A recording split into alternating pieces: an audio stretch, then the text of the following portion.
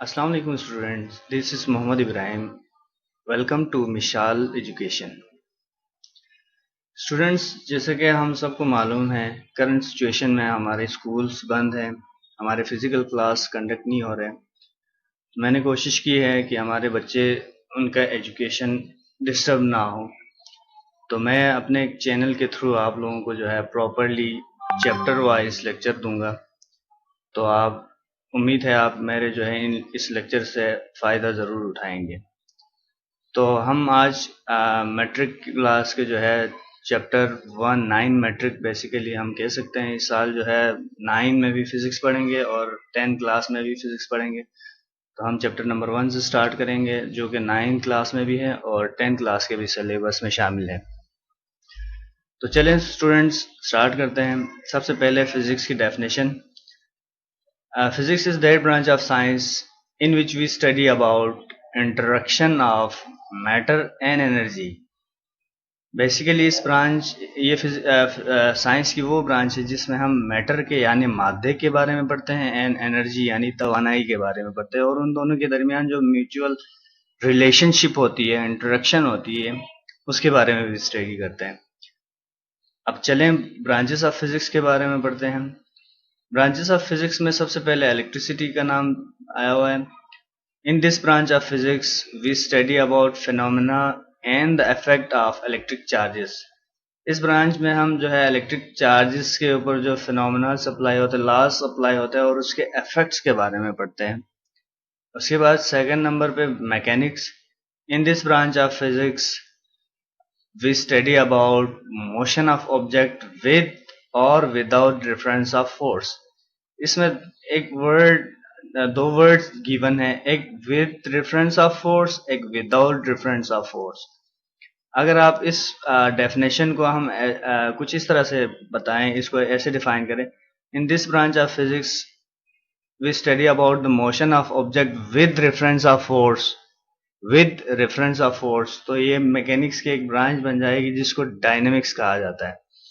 और मैकेनिक्स की दूसरी ब्रांच जिसको काइनेमेटिक्स कहा जाता है वो है the branch of mechanics in which we study about motion of object without reference of force. Third number पे है electromagnetism. In this branch we study about observations, principles, laws and methods related to electricity and magnetism, या हम इसके बारे में ये कह सकते हैं it is the branch of physics in which we study about the laws and principles related to electricity and magnetism। हम ऐसे भी डिफाइन कर सकते हैं जो आपको आसान लगे। फोर्थ है solid state physics.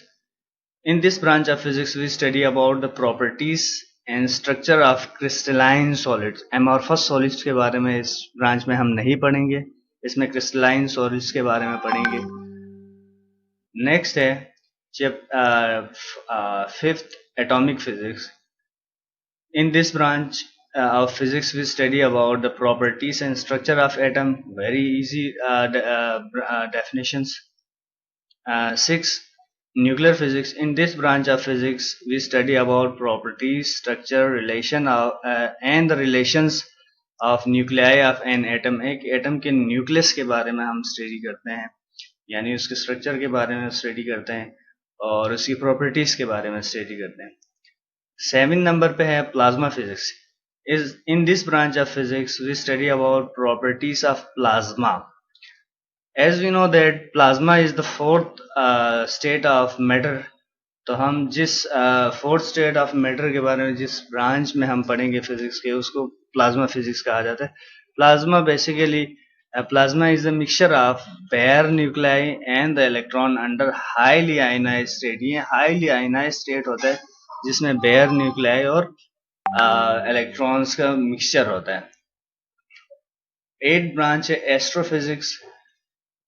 In this branch of physics we study about astronomical bodies। Astronomical bodies like stars, moon and etc, जो स्पेस में जो बॉडीज मौजूद होती है उनके बारे में हम जो है एस्ट्रोफिजिक्स में पढ़ेंगे। उसके बाद हमारा टॉपिक है importance of physics in our daily life. हमारी रोजमर्रा जिंदगी में फिजिक्स की क्या अहमियत है फिजिक्स की। तो physics play Physics playing vital role in forming our lifestyle and influence our way of thinking. इसमें जो है सबसे पहले नंबर पे आ रहा है electrical appliances. We use electrical appliances like fan, bulb, refrigerator, AC, etc. All are uses of electricity, and we know that electricity is the branch of physics. Second number पे है engines. Dear student, we use buses, railways, aeroplane, etc. for long distance. Engines of the vehicles are manufactured on the principle of thermodynamics, and thermodynamics is also a branch of physics. उसके बाद है laser technology. Laser technology is used in dense system, medical system, etc., which is the topic of the atomic physics. Atomic physics में जो laser technology के बारे में study करते हैं, जो कि लेज़र टेक्नोलॉजी आजकल हमारे हॉस्पिटल में लेज़र ट्रीटमेंट होते हैं, इन सब में जो है मींस के जो है ये भी हमारे प्रैक्टिकल लाइफ में मौजूद है. उसके बाद है nuclear physics. Production of nuclear energy is the area of nuclear physics. यानी न्यूक्लियर फिजिक्स वो ब्रांच है जिसमें हम न्यूक्लियर एनर्जी के प्रोडक्शन वगैरह के बारे में स्टडी करते हैं, जिस तरह के. उसके अलावा एटम बम्स, हाइड्रोजन बम, ये सारे जो है न्यूक्लियर फिजिक्स की जो है स्टडी पे मबनी है. नेक्स्ट टॉपिक है साइंटिफिक मेथड. साइंटिफिक मेथड क्या चीज़ है, इसके बारे में हम पढ़ते हैं. सबसे पहले साइंटिफिक मेथड है क्या चीज़. The method which help to collect facts on the basis of observations and experiments is called scientific method. किसी भी प्रॉब्लम के बारे में फैक्ट्स को कलेक्ट करना, उसके बारे में ऑब्जर्व करना, ये सब जो है, और उसके बारे में कुछ आइडियाज देना, एक्सप्लेन करना, एक्सपेरिमेंट करना, ये सब कुछ जो है इसका नाम है जो है साइंटिफिक मेथड कहा जाता है. साइंटिफिक मेथड की कुछ स्टेप्स है, जिसमें जो है सबसे पहले है Observation means collecting of data and information with the help of 5 senses and the scientific equipments. Observation जो है में क्या होता है कि आपने किसी प्रॉब्लम के बारे में देखा, उसको अपने 5 सेंसेस को यूज करके, यानी sense of taste, sense of touch, sense of sight, sense of hearing, ये सब कुछ यूज करके, उसके अलावा साइंटिफिक इक्विपमेंट्स को यूज करते हुए आप उसके बारे में डेटा कलेक्ट करते हो. इसको जो है ऑब्जर्वेशन कहा जाता है. ऑब्जर्वेशन के बाद जो है उस डेटा को जो है आगे प्रोसेस के लिए भेज दिया जाता है, जिसमें hypothesis. Hypothesis is intelligence gas होता है. Hypothesis is intelligence gas in the form of statement is called hypothesis. एक इंटेलिजेंस गैस होता है कि भाई ये प्रॉब्लम सम सॉर्ट ऑफ ऐसा हो सकता है, उसके बारे में थोड़ा आइडिया देते हैं, उसको जो है हाइपोथेसिस कहा जाता है. अब उस हाइपोथेसिस के ऊपर एक्सपेरिमेंट होते हैं. Experiment is done to check the hypothesis which is accepted और रिजेक्टेड बाय एक्सपेरिमेंट. यानी एक्सपेरिमेंट के बाद ये पता चल जाता है कि हाइपोथेसिस जो बनाया था, एज्यूम किया था, वो सही है या गलत है. हाइपोथेसिस में भी जो है राइट और में भी रॉन्ग. उसके बाद क्या theory. When hypothesis is proved bye experiment it becomes a theory. अगर हाइपोथेसिस बार बार एक्सपेरिमेंट से प्रूव हो जाए और सही हो जाए, उसको थ्योरी कहा जाता है.